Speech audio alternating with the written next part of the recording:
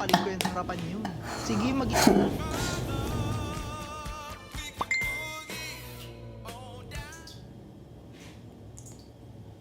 Pero ano guys, may napili na kayong program para sa buset? Pinag-iisipan ko pa eh. Balita ko, masaya raw sa com. Ikaw, admin, anong kukunin mo?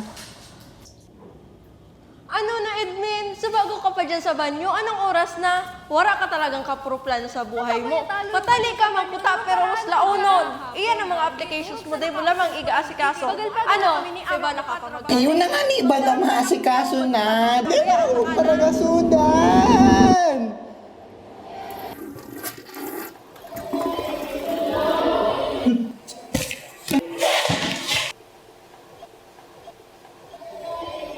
Ano be?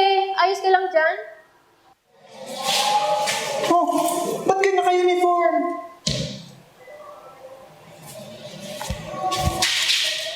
Bakit ako naka-uniform? Teka, asan ba ako?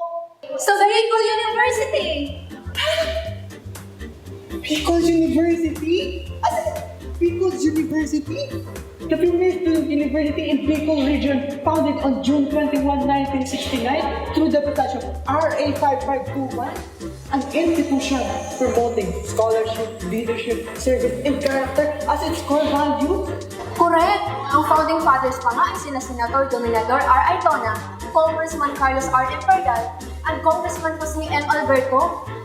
Teka, ang baho dito. Labas muna tayo.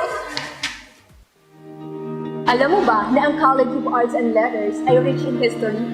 Dating back to its establishment on September 10, 2004 as per Board of Regents Resolution number 75. Tsaka may 6 na departments dito sa college. Isa itong strategy para tulungan ang mga magbabago sa higher education at layuning gamitin ang mga resources at mag-create ng mas magandang academic environment. The first objective of CAL was to nurture graduates with creative and critical thinking skills para maging handa sila of both the academic and cultural realms. Over the years, BACOMM has continued to evolve, making substantial contribution to the intellectual and cultural enrichment of the Bicol region. Mahilig ka ba sa mga pelikula? Oo! Gusto mo mag-picture? Oo! Mag-video? Oo! Gusto mo ba ng trabaho sa public relation, advertising, corporate communication, journalism, at iba pang communication-related fields? Oh! Ikaw ba ay may pleasing personality? Pwede. Eddie! Kung na yan! The Bachelor of Arts in Communication program under CMO 35, series of 2017, is designed to equip students with a comprehensive understanding of communication theories and practices. Alam mo ba, this program develops students' interpersonal, organizational, mass communication skills, and digital media proficiency. Ang programang ito ay nagbibigay din sa critical thinking and media literacy while preparing students for their first roles sa industriya ng komunikasyon. Tinuturuan nito ang mga estudyante ng public speaking, writing, media production, and digital communication.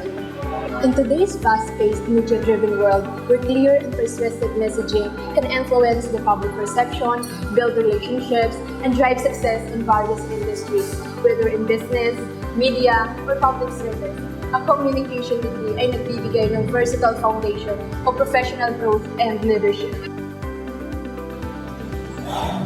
Mga be, parang ang ganda nga talaga mag-command. Siguro yun na lang talaga kukunin ko pag college. Pangik, college ka na, andito ka na, home ka na.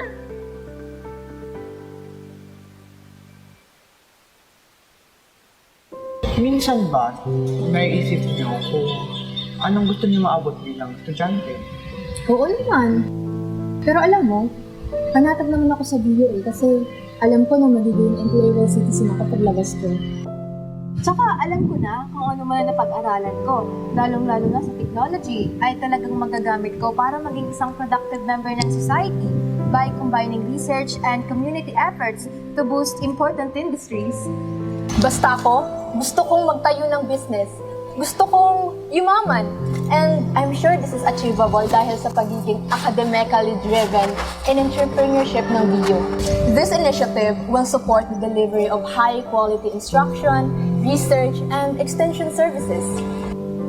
The aim is to streamline administrative and academic support services, ensuring efficiency and effectiveness. To support the university's commitment to quality instructions, research, extension, and production.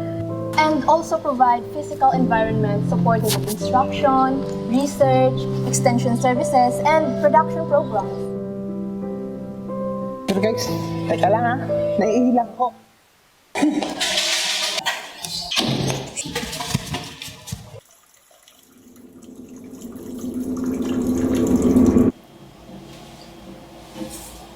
Kailan mo ba fill upan yung mga application forms na yan? Ano? Anong petsa na? Nakapag-decide ka na ba? Ma! Makom ako.